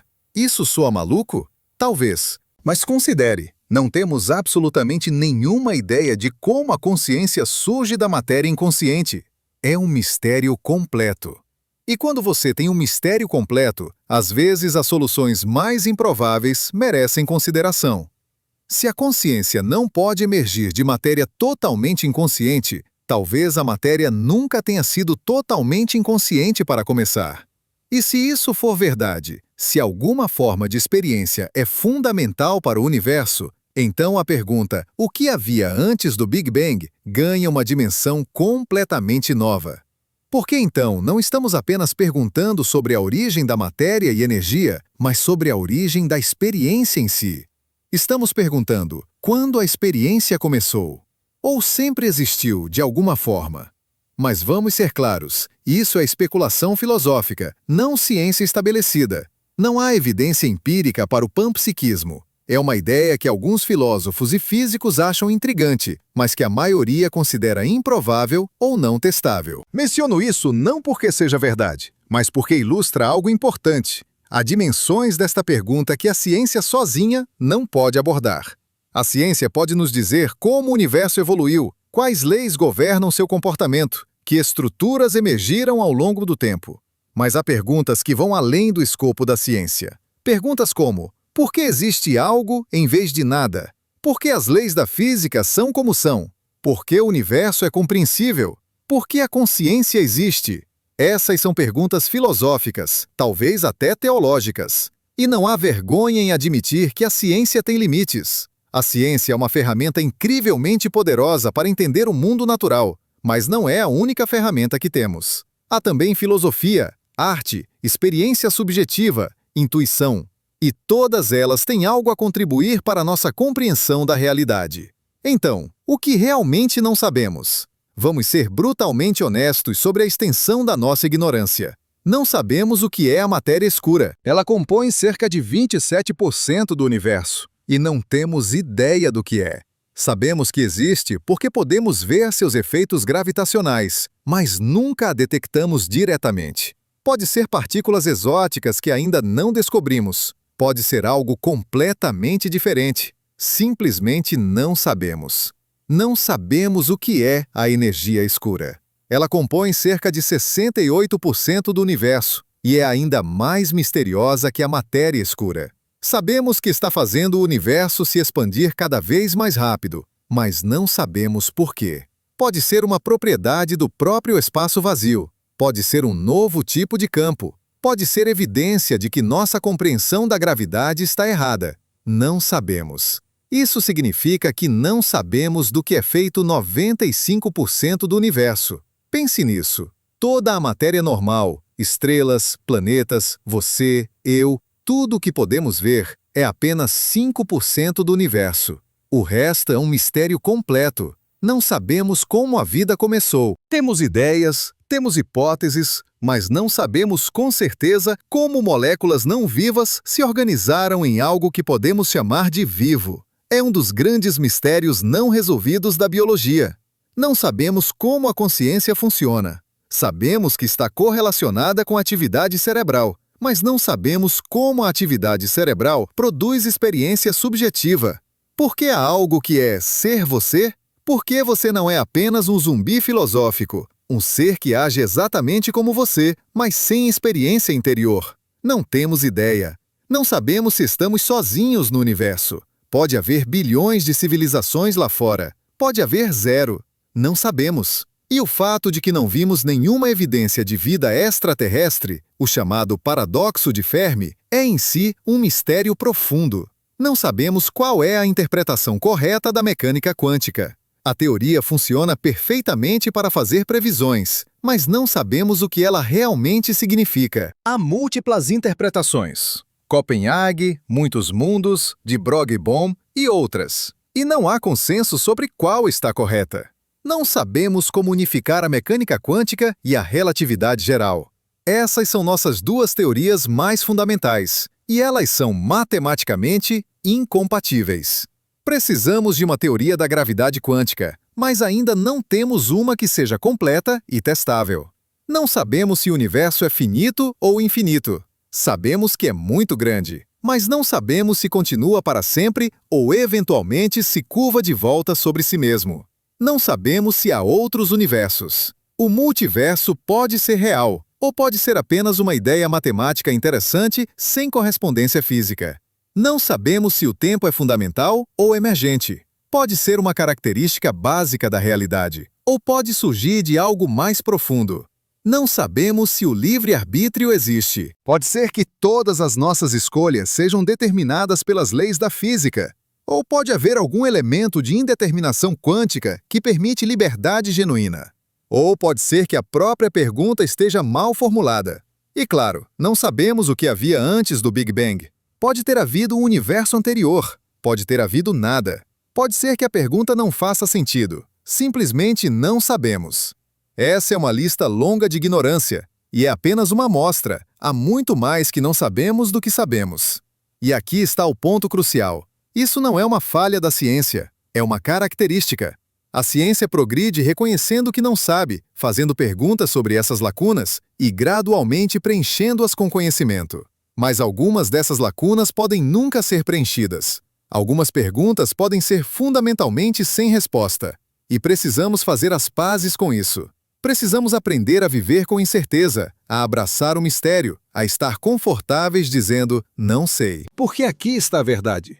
A certeza é superestimada. A certeza é o que leva ao dogmatismo, ao fundamentalismo, à recusa de mudar de ideia quando confrontado com novas evidências. A incerteza, por outro lado, é o que mantém a mente aberta, é o que permite crescimento, aprendizado, descoberta. E há uma beleza profunda na incerteza. Há uma emoção em não saber, em estar na fronteira do conhecimento, em contemplar mistérios que podem nunca ser resolvidos. É como estar à beira de um precipício, olhando para um abismo infinito. É assustador, sim, mas também é emocionante. Também é inspirador. Então, vamos voltar ao começo. Lembra como começamos? Com você, neste momento, neste universo em expansão. Com a observação de que o cosmos está ficando maior a cada segundo que passa. Com a pergunta, o que havia antes de tudo isso começar? E agora, depois de explorar universos cíclicos e flutuações quânticas e multiversos, e a natureza do tempo e os limites do conhecimento, onde estamos? Temos uma resposta? Sim e não.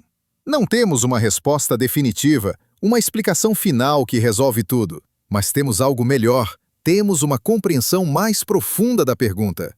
Entendemos agora que antes do Big Bang pode não ser um conceito bem definido, que o tempo pode não se estender infinitamente para o passado, que pode haver múltiplos universos ou universos cíclicos, ou algo completamente diferente que ainda não imaginamos.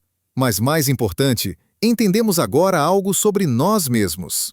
Entendemos que somos criaturas capazes de fazer perguntas que vão além de nossa experiência imediata, que podemos contemplar a origem do universo, mesmo que nunca possamos observá-la diretamente, que podemos usar matemática e lógica e observação para inferir coisas sobre regiões do espaço-tempo que estão fundamentalmente além do nosso alcance.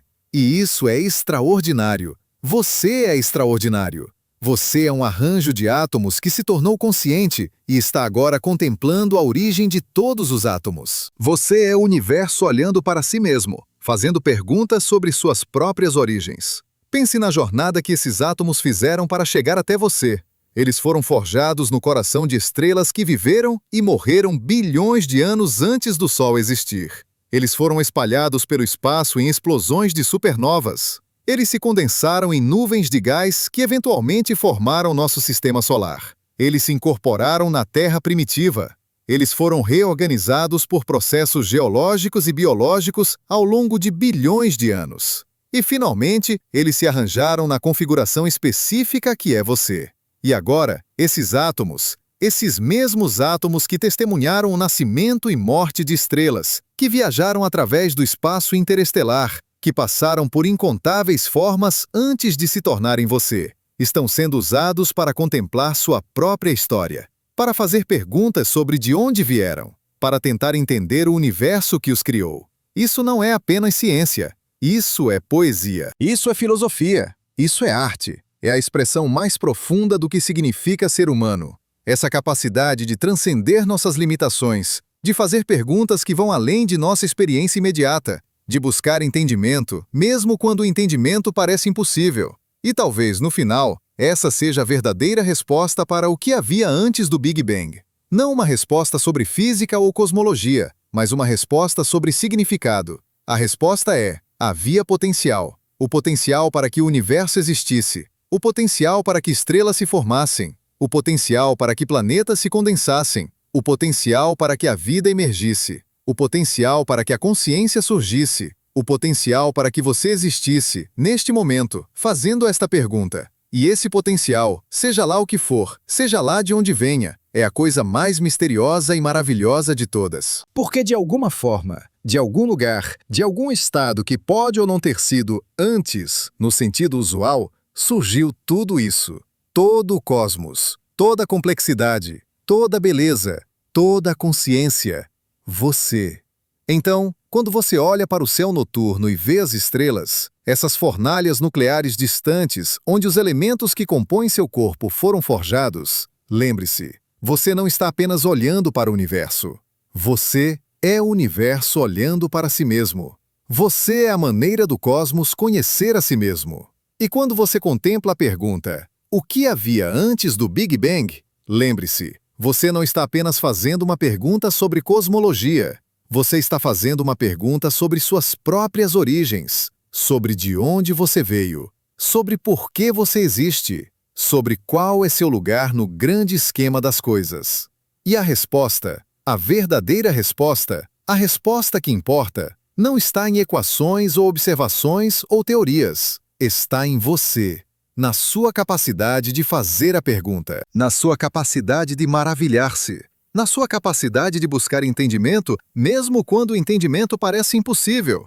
Porque no final, talvez o universo não seja apenas um objeto a ser estudado. Talvez seja um mistério a ser vivido, um enigma a ser contemplado, uma maravilha a ser experimentada. E você, com sua consciência, sua curiosidade, sua capacidade de fazer perguntas que vão além de qualquer utilidade evolutiva, você é a maneira do universo fazer exatamente isso. Então, continue perguntando, continue se maravilhando, continue buscando. Não porque você encontrará todas as respostas, você não encontrará, mas porque o próprio ato de buscar é o que torna você humano, é o que torna você vivo, é o que torna você parte de algo maior que você mesmo.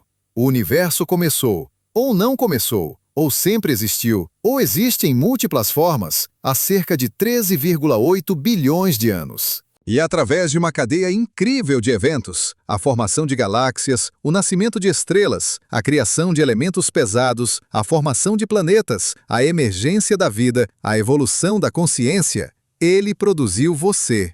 Você, que pode olhar para trás através de todo esse tempo e contemplar o momento de sua própria origem. Você, que pode fazer perguntas sobre o que havia antes do começo. Você, que pode maravilhar-se com o mistério da existência. E talvez, apenas talvez, essa capacidade de maravilhar-se seja a resposta mais profunda de todas. Não uma resposta sobre o que havia antes do Big Bang, mas uma resposta sobre o que significa existir depois dele. O que significa ser consciente em um universo que pode não ter sido feito para a consciência.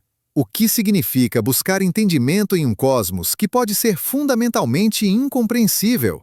A resposta é: significa ser humano. Significa fazer perguntas. Significa nunca parar de buscar, nunca parar de maravilhar-se, nunca parar de contemplar os mistérios que nos cercam. E nessa busca, nessa jornada interminável em direção ao entendimento, encontramos não apenas conhecimento sobre o universo, mas conhecimento sobre nós mesmos. Descobrimos que somos capazes de mais do que imaginávamos, que podemos transcender nossas limitações, que podemos tocar o infinito, mesmo que apenas com nossas mentes. Então, da próxima vez que você olhar para o céu noturno, lembre-se, cada fóton de luz das estrelas que entra em seus olhos viajou por anos, décadas, séculos através do vazio do espaço para alcançá-lo. Você está literalmente vendo o passado. Você está conectado, através da luz, a eventos que aconteceram antes de você nascer. E quando você contempla o Big Bang, você está contemplando o evento que tornou tudo isso possível. O evento que criou o espaço e o tempo. O evento que deu origem a tudo que existe. O evento que, em última análise, levou a você. Pode não haver resposta para o que havia antes.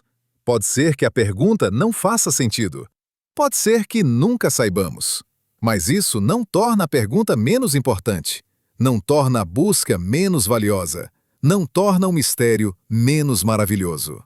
Porque no final, não são as respostas que nos definem, são as perguntas, são os mistérios que escolhemos contemplar, São as fronteiras que escolhemos explorar. São os limites que escolhemos empurrar.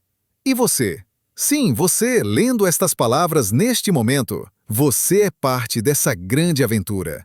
Você é parte da jornada do universo para entender a si mesmo. Você é parte do mistério e da maravilha e da busca interminável por compreensão. Então, continue perguntando, continue buscando, continue maravilhando-se. Porque no final, talvez as perguntas sejam mais importantes que as respostas. Talvez o mistério seja mais valioso que a certeza. Talvez a jornada seja mais significativa que o destino. E talvez, apenas talvez, o fato de que podemos fazer a pergunta "o que havia antes do Big Bang?" seja mais extraordinário que qualquer resposta que possamos encontrar. O universo guarda seus segredos, mas nós, criaturas curiosas que somos, continuaremos procurando, continuaremos perguntando, continuaremos empurrando os limites do conhecimento. E nessa busca, encontramos não apenas conhecimento, mas significado. Não apenas respostas, mas propósito. Não apenas fatos sobre o universo, mas insights sobre nós mesmos. Porque no final, a pergunta "o que havia antes do Big Bang?" não é apenas sobre cosmologia. É sobre você, é sobre nós. É sobre o que significa ser consciente em um universo que pode não ter sido feito para a consciência. É sobre o que significa buscar entendimento em um cosmos que pode ser fundamentalmente incompreensível. É sobre o que significa ser humano. E talvez essa seja a resposta mais profunda de todas.